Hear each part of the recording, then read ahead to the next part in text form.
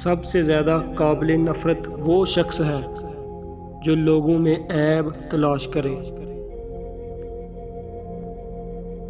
कभी ना गिरना कमाल नहीं, मगर गिर कर संभल जाना कमाल है।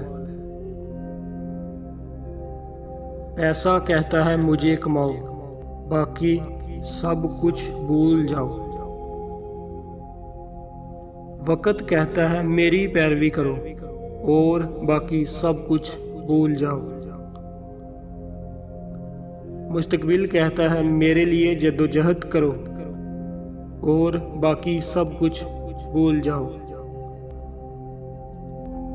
मगर खुदा कहता है मुझे याद रख, मैं तुझे सब अता करूँगा। ज़िंदगी में 3 चीज़ों का इजहार कभी मत करो। अव्वल, सफ़र की तैयारी। दोम, मालो दौलत। और सोम, राह गुज़र।